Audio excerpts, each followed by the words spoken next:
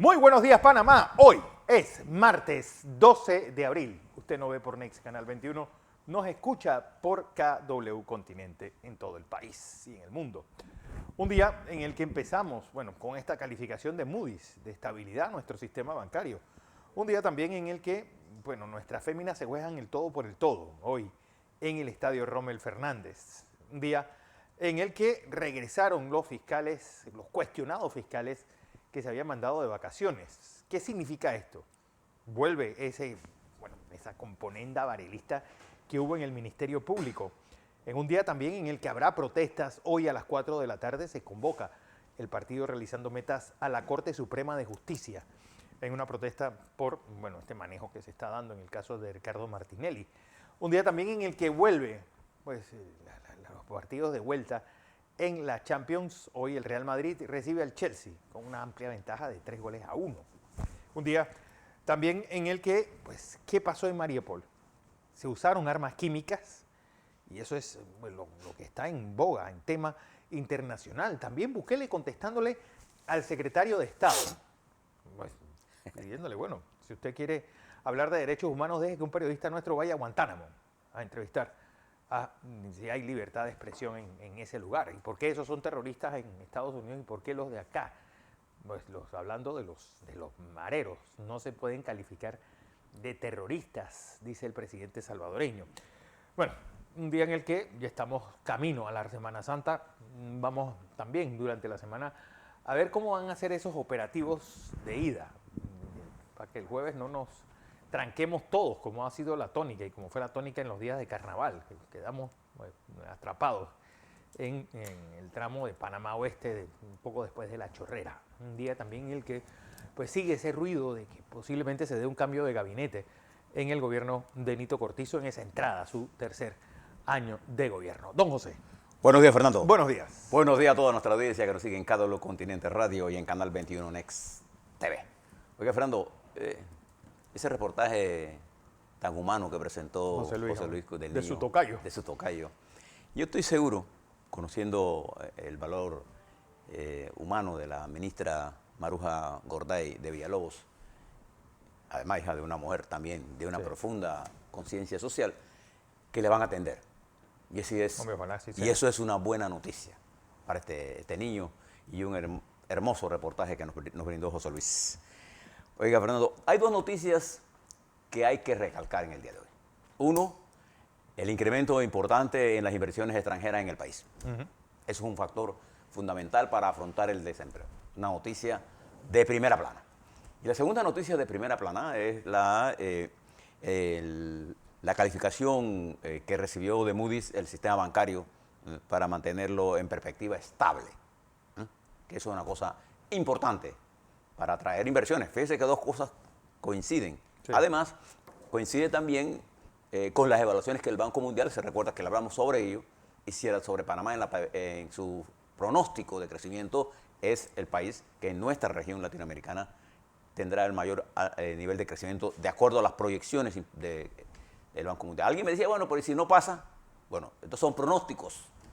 Y los pronósticos pueden o no pasar, pero los pronósticos no están hechos sobre cosas abstractas. Los pronósticos, para los que conocen de matemáticas financieras, se hacen sobre una matriz de información que usted va metiendo allí de los acontecimientos que van dándose y que proyectan una determinada tasa de crecimiento. Panamá se encuentra entre los principales países con mayor crecimiento de nuestra región. ¿Crecimiento es desarrollo? Claro que no. Sin crecimiento no hay desarrollo, pero crecimiento solo no es desarrollo. Se requieren otras políticas que permitan, entre otras cosas, una mejor distribución de la riqueza, una mejor educación, una mejor salud pública, un mejor nivel de salarios.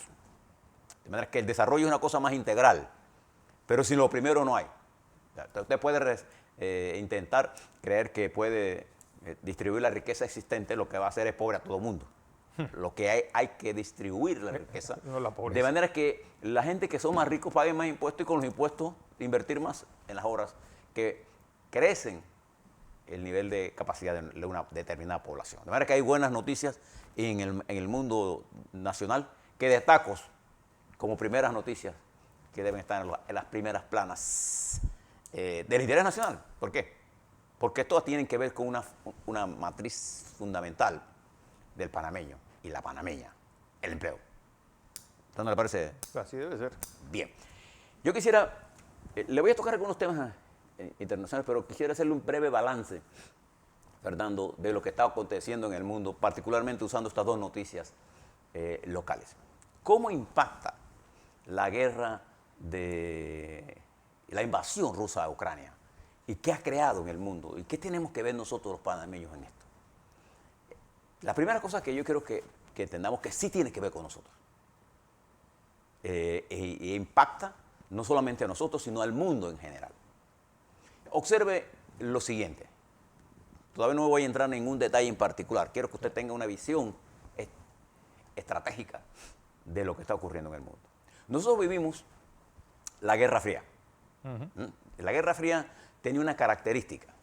Era un bloque liderizado por los Estados Unidos y otro bloque liderizado por la extinta Unión Soviética, pero que no compartían. Un mundo binario. No compartían la economía como se comparte ahora. No había la globalización.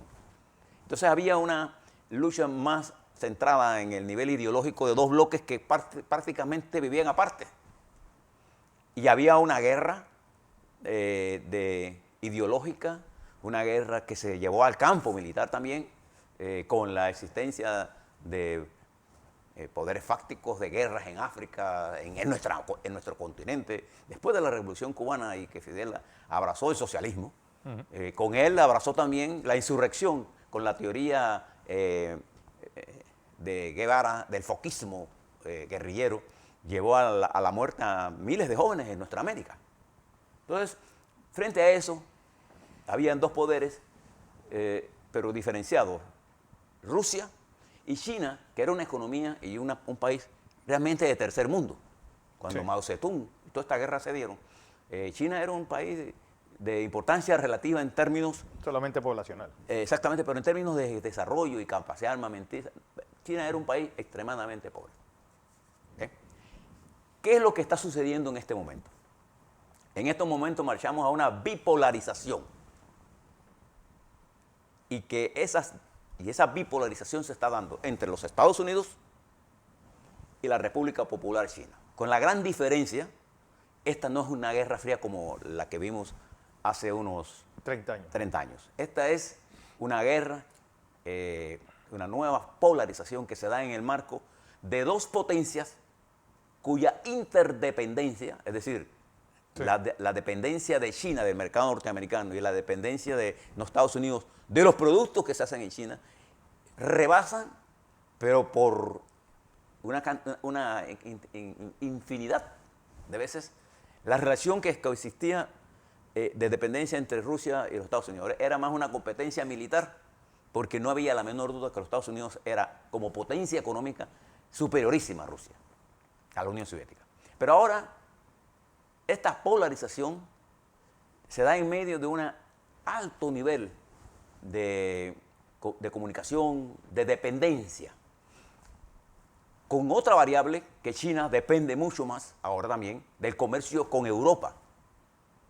Entonces, esta nueva reproducción de la bipolarización que incluye a los Estados Unidos y Europa y un sector del Asia-Pacífico va a abarcar también América Latina y África, con la diferencia que los niveles de interacción es muy alto.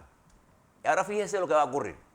Cada país, en este caso China, va a intentar eliminar su nivel de dependencia de los núcleos a los cuales ahora es dependiente. Igual pasa con los Estados Unidos. La pandemia fue una evidencia total. Los Estados Unidos se dio cuenta que la cantidad de recursos que requería en respiradores, en camas, tenía que ir a China, en mascarillas, en todo. Entonces ellos se dieron cuenta ahora que la globalización había trasladado las industrias norteamericanas a China. Y China se convirtió en la fábrica del mundo. Y los Estados Unidos en el centro financiero del mundo. Con también un poderoso desarrollo agrícola, agropecuario, y un poderoso desarrollo industrial en ciertas tecnologías, y particularmente en la tecnología de guerra y la tecnología de telecomunicaciones, de comunicación en general. Y fíjese que esto es así, que Taiwán hoy es el responsable de casi el 90% de los microchips que se producen en el mundo. Usted recordará que cuando comenzó esta guerra de Ucrania, cuando los primeros aviones estaban cayendo paracaidistas sobre Ucrania, un portaavión destroyer chino iba por el mar chino. Entonces, ¿qué ha pasado ahora? Dos eventos han golpeado duramente al liderazgo de Xi Jinping.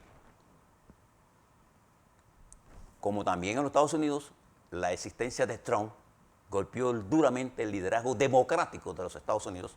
Xi Jinping, que en octubre iba camino a la gloria, ahora se encontró con el COVID en el camino. Y que fíjese, cuando comenzó en Wuhan todo esto, fue exitosa la gestión de Xi Jinping al controlar el virus con encerramientos durísimos. Y todo el mundo se recuerda cuando China comenzó a despegarse con tantos casos y después de pronto controló exitosamente esto, y el modelo chino de cerrar la economía funcionó en otros países también. ¿Y ahora qué pasa? China permanece cerrada mientras el mundo está abierto o en proceso de abrirse.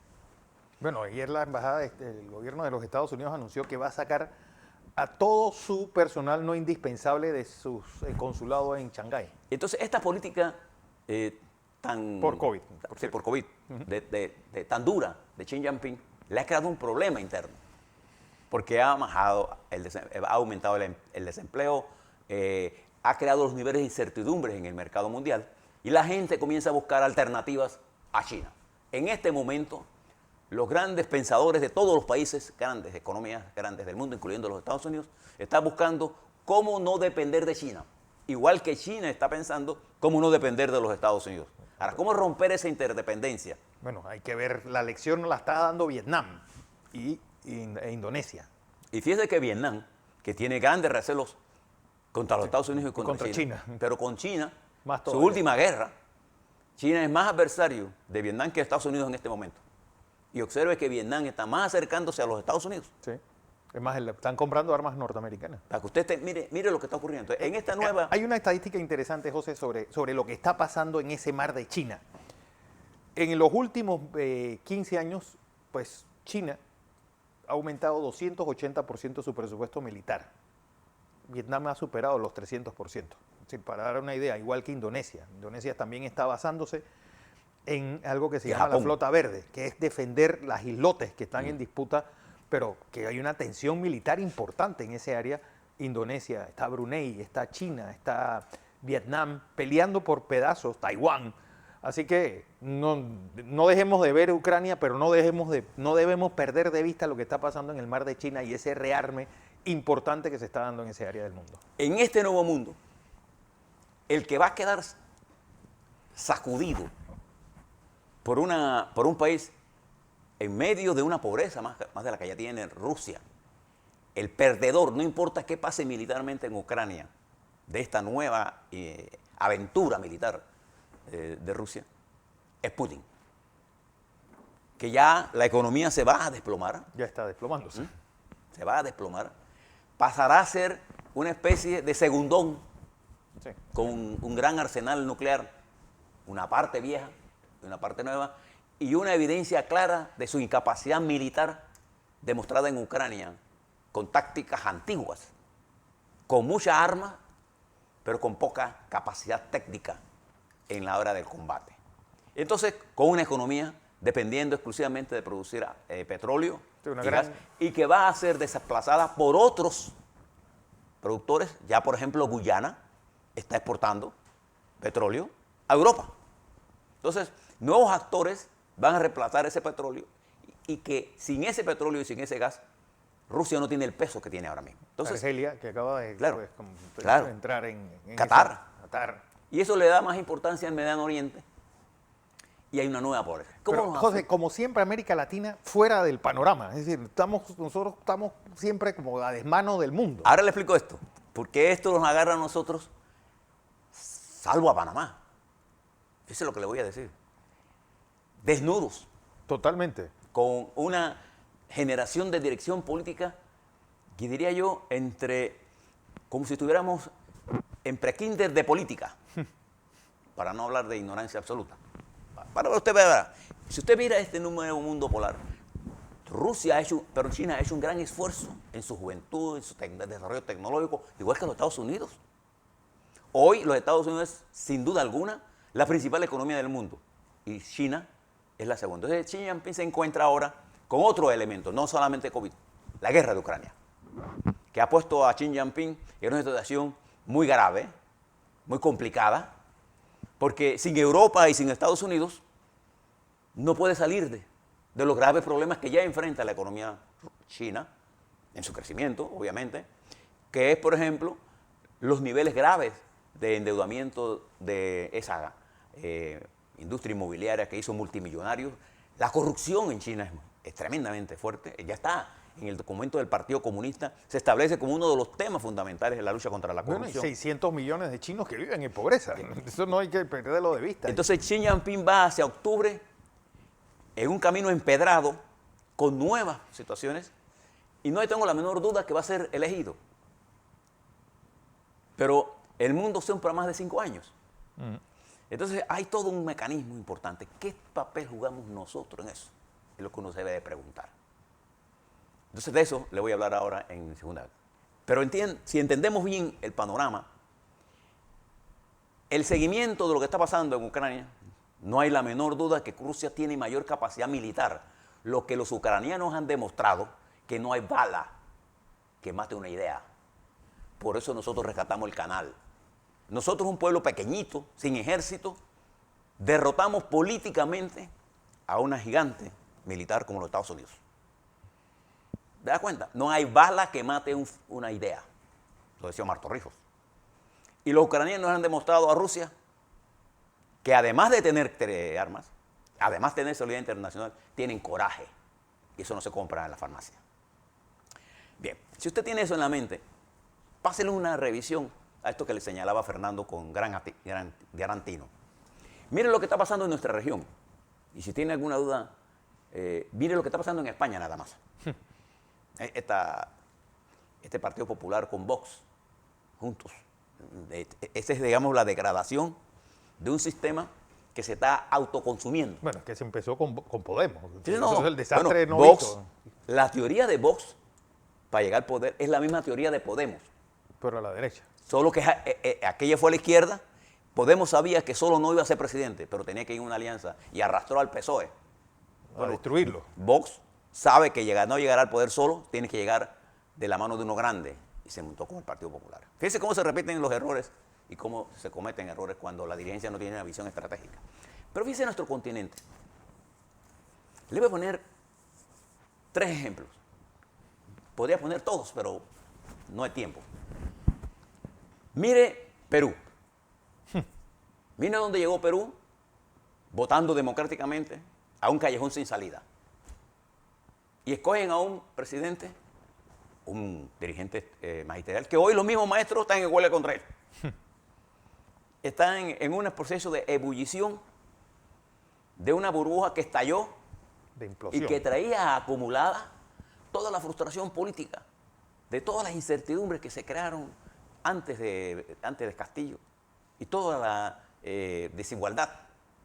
Pero además, las 9 meses de incapacidad de Castillo han detonado una evolución social que vaya usted a saber a dónde va a dar. Súmele a ello los problemas que hay en Ecuador, que va por el mismo camino. Y ahora la efervescencia que hay en Chile, al no poder controlar lo que está ocurriendo políticamente. Y si usted se mueve hacia el otro extremo, nuestro hermano pequeñito de El Salvador, observe los SPARP. Iba a decir una palabra, mejor no la digo. Observe los abruptos del presidente de Ecuador, perdón, de El Salvador. El Salvador. Acusando a todo el mundo, a su enemigo fundamental, Él ahora es antiimperialista. Mire cómo se mueven los populismos. Este es un hombre de derecha. Es un hombre de derecha. Bueno, que viene del partido del FMLN. Yo creo que Bailey, Jaime Bailey lo describió muy bien. Este es un vendedor de motos de 37 años que no es ni de derecha ni de nada. sí, es él. Él es un populista de derecha que se nos ha presentado como un autócrata, pero un hombre que no tiene ni siquiera una visión clara de lo que está ocurriendo en el mundo, de la complejidad. Y ustedes fíjense dónde nosotros estamos dando estos bandazos. ¿Y cuándo? Y nuestro continente, fíjense que uno de los pocos países, Guyana, que silenciosamente es un país pequeño en términos poblacional, pero grande en términos territorial, con grandes riquezas, está teniendo grandes ingresos y va a tener más. Y yo le he planteado siempre que si acaso algo debe ser Panamá, es interesarse en el desarrollo de Guyana. Interesarse en Guyana, Barbados, Jamaica, en el Caribe. Tenemos una gran... Pero bueno, en esta situación general y en medio de esta coyuntura, observe algunas cosas rápidamente del tablero global. Ayer, en Pakistán fue electo, como yo les dije, un nuevo presidente, primer ministro, Shehbaz Sharif, de una familia con antecedentes muy serios en Pakistán, pero respaldado por los militares. Ahora tendrá que definir su alianza con quién de estos dos grandes estados. Porque el Imran Khan se iba hacia China. Mire esto. Mire lo que está ocurriendo en otros países, como Sri Lanka. Mire lo que está pasando en África. Mire lo que está pasando en Colombia. Ayer, el canciller austriaco conversó con Vladimir Putin.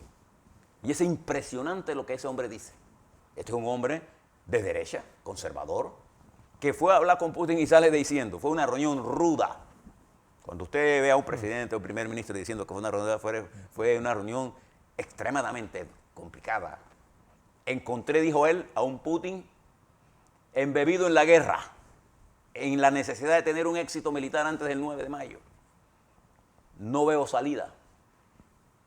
No veo a Putin sino siendo más agresivo.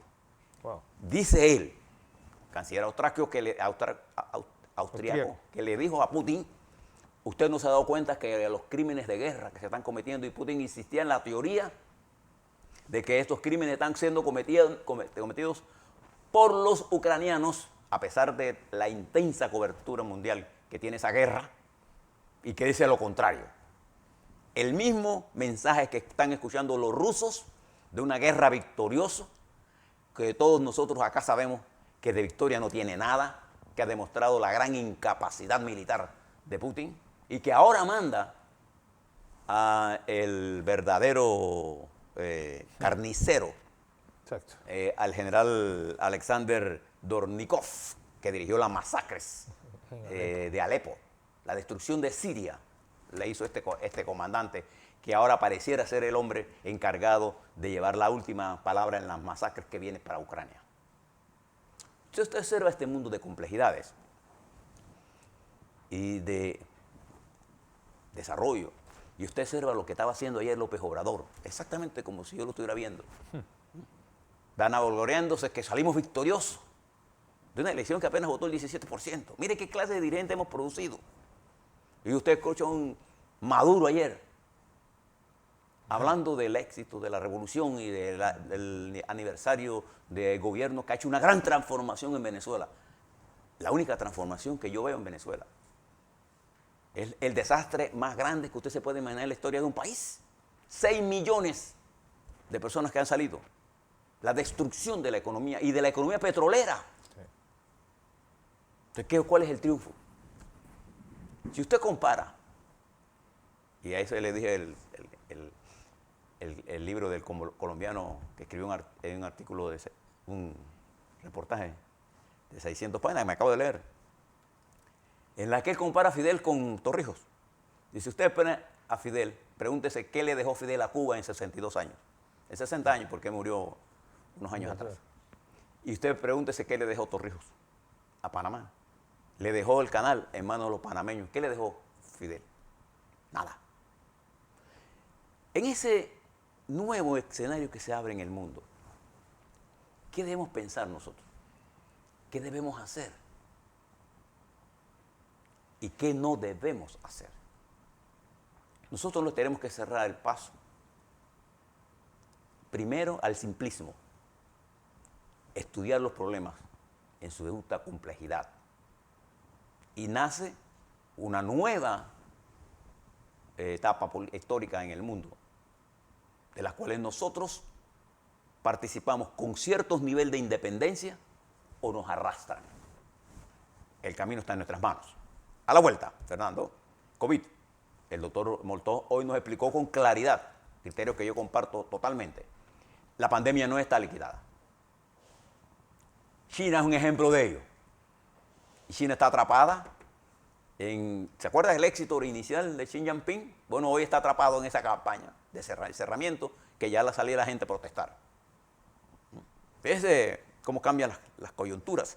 Nosotros hemos sostenidamente, hay elecciones en el PRD. ¿Quién debe decidir esto? ¿Los influencers o los 4.200 delegados del PRD? Hay protestas del partido RM En la Corte. realizando metas, hay protestas por lo que ellos llaman la persecución política a Ricardo Martinelli, y en la Corte. Hay movilizaciones y la próxima semana arranca todo un proceso electoral en el PRD que tiene un nivel de importancia nacional, pero también arrancan nuevas conversaciones, nuevos escenarios políticos en la vida nacional. A la vuelta, eso y más.